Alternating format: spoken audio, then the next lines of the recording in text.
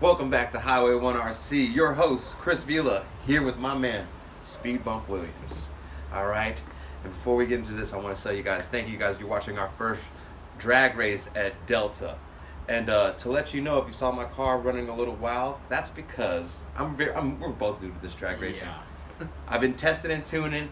I didn't re-glue my tires before I hit the track. So if you see it, like, you know, they balloon. We're putting a lot of power in these things, and now the tires are ballooning to the point where we're like teeter-tottering on two wheels. Yeah, it's getting sketchy. I mean, they're ballooning so much you're riding on that like razor edge of the tire, Yeah. and the car's just wiggling the whole way down the track. Towards the end, mostly. Now we're putting holes in our tires because, you know, to bring the foam, settle the foam back down. I mean, we're like a lot of people say in drag racing, we're starting to go down the rabbit hole, mad deep, mad deep. I mean, how you liking drag racing? It's been a challenge. It's new. I like tracks, turning, 8-scale jumps.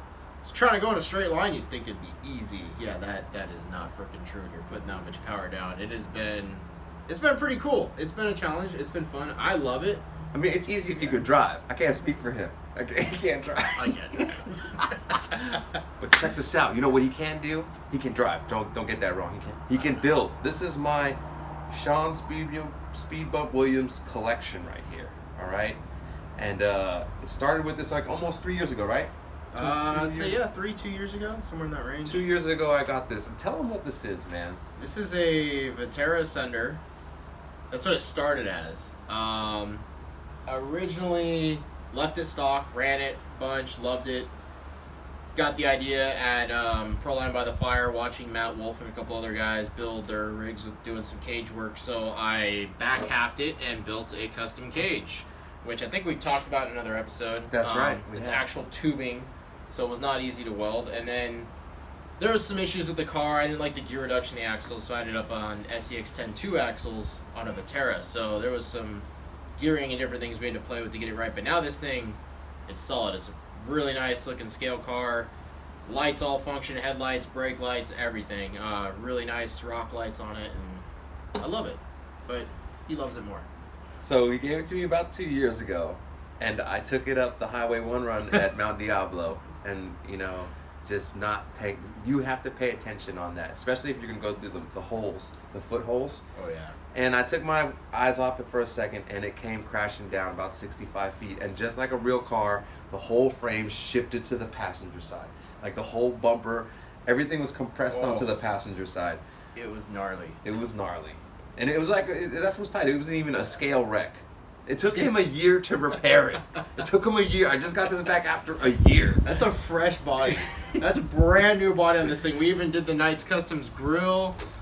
We changed up a couple things, but in these bodies, you can't find these anymore. No. This is the last one we could find. And I had him at Proline in the closet, like digging. But yeah, the frame was like 1.25 inches off. Like starting from the transmission forward, it actually bent both frame rails over, and it broke the servo mount. It broke the panhard mount.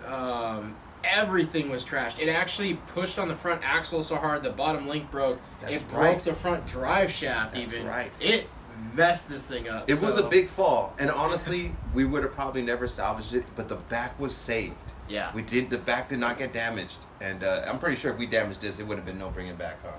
Because it would have been able to get brought back, but it probably would have been the same. If the tube dents, you can't really bring that out. I'd have to fill it with a welder and polish it back.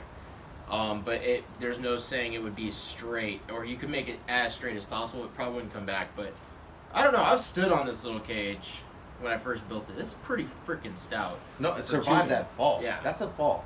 I mean, even though it was a front impact, all that force coming through this part held up. And the frame rail, I still have it on that slide eccentric system, or not eccentric, but that slide system that Vetera has, so you can adjust the wheelbase of this car. And so I don't know if that helped, because the screws were bent that hold the two frame rails together. Mm-hmm.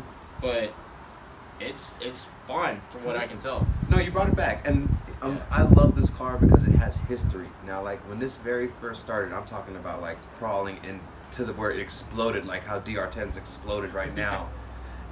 This thing has actually done the G6 recon. Mm-hmm. That is like the RC crawling Le Mans. Oh yeah. It's 24 hours, correct? It was 8 hours. 8 hours. That's even that scale 8. There's a lot that comes into play with that. Talk about this. Yeah, talk about this because this is like owning a Le Mans car. Yeah. One more thing too, I don't think you're aware of. If you go and look at the Proline Hyrax video on YouTube, this video was shot with this vehicle releasing the Hyrax tire to the public. The video for it, this car was actually in that film. There was 2 of them, one built by Gerardo, one built by me. This car was actually iconic for that. For down south, it was really popular. But for the G6, you'd think 8 hours of crawling isn't that bad, but they give you have to do X amount of laps. There's mandatory winch zones. They make you actually pull the spare tire out, flop it onto the car, and run a lap with the spare tire. So you have to carry a full weighted spare depending on what you want. It's kind of a process, but the whole time you're not thinking, if your gearing's too tall and that motor's getting hot, each lap, since you're just going and going, there's no chance for that thing to cool off. It's just getting warmer and warmer, and so I can't tell you how many ESC failures I saw, motor failures, and that was just, electronics for some part. There was people snapping axles and random things because you're trying to finish a certain amount of laps, but you're not trying to go 100% because you don't want to break the car. You only bring whatever spare parts you can. So you kind of had to set your pace at your temperatures and. But this car actually survived. Yeah, and what actually helped in this one is this has the 2-speed, so in the crawl sections I could change the gear ratio to be super crawl, things really slow, and just kind of go. And in the high speed sections I could get a little more speed, but I was trying to let it where the motor was barely working to get the car to go a little higher